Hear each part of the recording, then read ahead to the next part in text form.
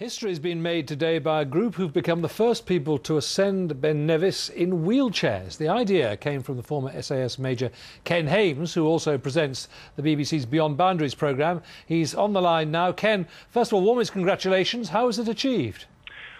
Well, it was achieved on the most beautiful day on Ben Nevis. The gods certainly shone on us today.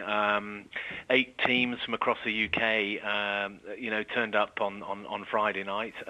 They came from a variety of corporate organisations, and and they'd had about 6 months training with a wheelchair user, and all those wheelchair users had a variety of disability, from cerebral palsy to amputees.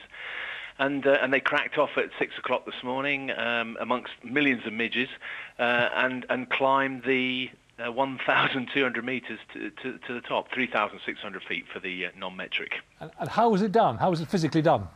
Well, the wheelchairs are specially designed by a friend of mine, Russell, who runs an organisation called RGK, and they look like every boy's dream of a buggy, really, with big wheels and the kind of handlebars. But the only way to get them up with a wheelchair user is to use pulleys, ropes, and slings.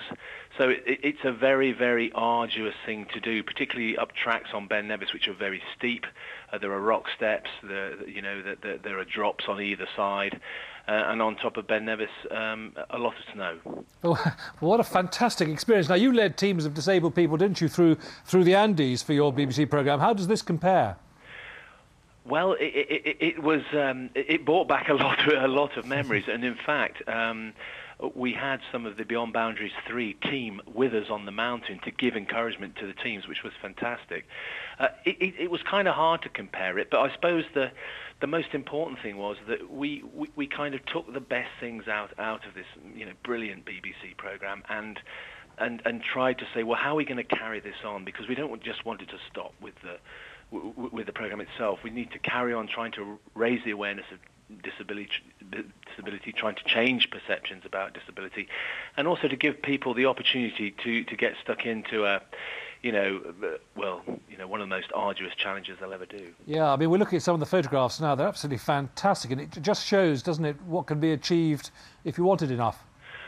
Well, we were fantastically well supported by Capability Scotland and Scope UK and Burness, a leading law firm in Glasgow. They gave us incredible support and great inspiration to do this. And Phil Rodney and I, the chairman of Burness, sat down one day with the back of a fag packet, basically, and said, do you think we can do this to really raise a significant amount of money and continue to raise the awareness of disability? And so it's been a really inspirational day, and a great day for not just for Scotland and our charities, but also for the United Kingdom. Ken, briefly, is this the ultimate challenge, or have we got another one in mind? Well, somebody asked me that on the way down. What are you going to do next? And I said, take a couple of days off, because I've been up the mountain 3 days, 3 times in 3 days.